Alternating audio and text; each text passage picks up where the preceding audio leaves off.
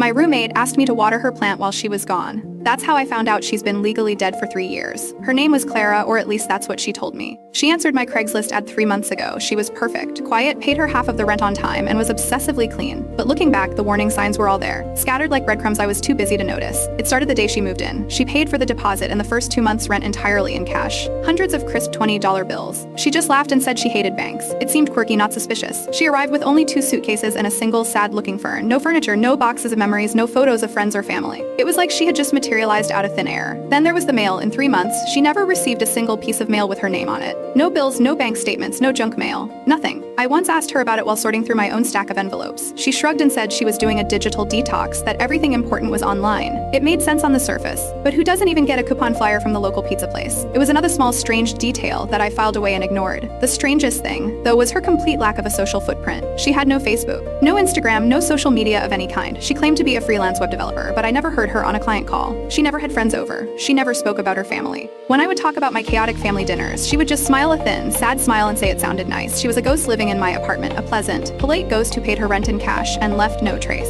Last week, she told me she was going away for a few days. She said she was visiting her aunt up north. It was the first time she had ever mentioned a relative. Before she left, she pointed to her fern on the windowsill. She asked me if I could please water it for her. It was the one thing she seemed to care about. Of course I said yes. On the 3rd day, I remembered. I went into her room, which was as sterile and impersonal as a hotel room. I picked up the watering can and walked over to the plant. My hand slipped. The heavy ceramic pot tumbled from the sill, smashing into a dozen pieces on the hardwood floor. I cursed, kneeling down to clean up the mess of dirt and shards. That's when I saw it. Tucked into the dirt at the bottom of the pot was a small, tightly sealed plastic bag. My heart started pounding. This was wrong. I shouldn't look. But I couldn't stop myself. My fingers, trembling, tore open the bag. Inside was a driver's license. The woman in the photo was undeniably Clara, my roommate, but her hair was blonde, and the name on the license wasn't Clara. It was Catherine Schmidt. Tucked behind the license was a yellowed, folded newspaper clipping. I carefully unfolded it. It was an obituary. It was for Catherine Schmidt. It described a horrific car crash 3 years ago. A car that had gone off a bridge into a deep river during a storm. The body, the article said, was never recovered. She was presumed dead. The obituary mentioned she was survived by her parents and a younger brother. I dropped the clipping as if it had burned me. I stood up and backed away from the mess on the floor. Every strange detail about Clara suddenly clicked into place with horrifying clarity. The cash, the lack of mail, the non-existent past. She wasn't just private, she was hiding. My roommate, the quiet woman in the room next to mine, was a ghost. A woman who had died 3 years ago. I spent the rest of the day in a daze. I swept up the broken pot, put the license and the obituary back into the plastic bag, and hid it at the bottom of my own closet. I bought an identical pot and repotted the fern, my hands shaking the entire time. When Clara came back 2 days later, she noticed the new pot immediately. She didn't say anything. She just looked from the plant to me, and in her eyes I saw a flicker of something I had never seen before. Fear. We didn't talk about it, we didn't have to. The next morning she was gone. Her room was empty, her bed perfectly made.